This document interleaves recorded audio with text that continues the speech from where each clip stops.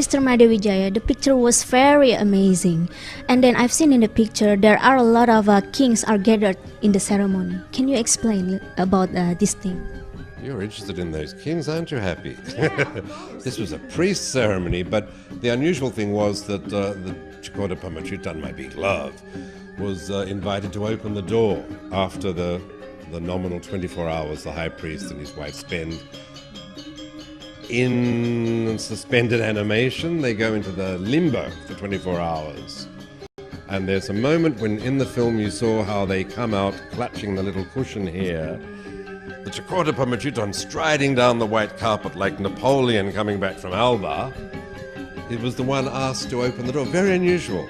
Usually it's a completely Brahmanic thing. The princes are sort of, in fact all of the princes you saw, Kasiman or Wood, they were all on a slightly lower pavilion. The pretty nice sweet men with the top knots, they're the high priests. Their pavilion was just to the east, slightly higher, in deference to their slightly higher caste. But in Bali, the Balinese kings always say, you can't have the Brahmins, the priests, without the princes. You can't have the princes without the priests. As we know that this is a very sacred ceremony, especially for ordaining the priest. But I've seen there was a woman who were trans from the ceremony. What is exactly the meaning of the trans, and then what is the relation between this ceremony?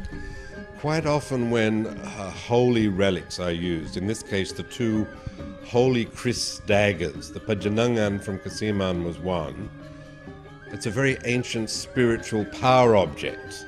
This can force people, in this case, the daughter-in-law of the priest being ordained, into trance. And she stayed in trance doing all sorts of things for 2 hours, which is rather unusual at a Brahmanic ceremony where generally a sort of decorum is maintained, because it's very tense. Things can go wrong. The man and his wife are being basically buried and then reborn again in this more rarefied, spiritually high state. Mr. Wijaya, one more thing. There was a local security pecalang wearing a special like a dress. What it looks totally different than other pecalang, common pecalang in Bali. And then I've seen also there was a pedanda sitting, and then next to him there was a dog also sitting next to him. Can you explain a little bit?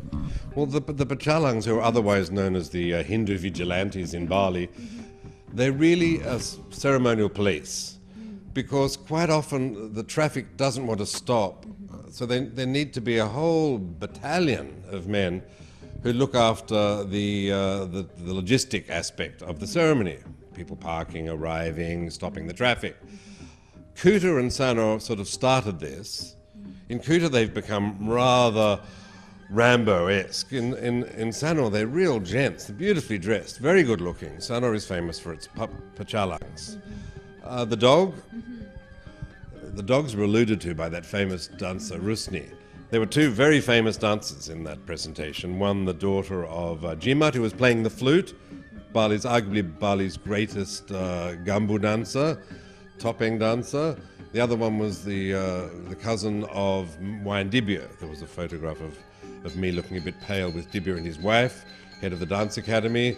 His sister commented as the three dogs, she broke into ad-libbing in the middle of a topeng dance, in the middle of the ceremony, saying, "Who are these three guests just arrived at the palace?" She said, "There's Blackie and there's Brownie and there's that tabby dog."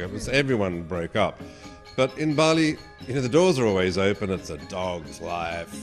The dogs have a great time, and they're very, it's almost like the sort of, the pedanda and his orb and his holy cane and his dog. There's always the dogs in a palace are really loved.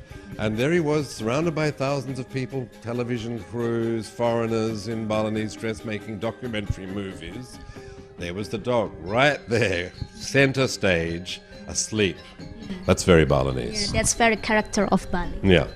So, sir, as the cultural observer in Bali, this PEDIKSAN ceremony is very interesting. Were there any tourists attend the ceremony to watch the ceremonies specifically? As I said last week, there weren't many in the street, but because of Ida Bagus Gede, who owns the Sunshine Hotels connections, he had invited, there were maybe sort of 50 different invitees. All of the consuls were there. Mr. Pino from the Italian consulate I saw. So there were 2,000 people invited. It was a big show. It was the beginning of the glam Gria era. Thank you very much, Mr. Made Wijaya. Very interesting to talk to you. Thank you, Happy. Well, viewers, that's all our interview with the culture observer from Bali, the famous stranger in paradise, Mr. Made Wijaya. I hope you enjoy. I'm Nadia Happy from TVRI Report. See you next time, and please enjoy my beautiful country.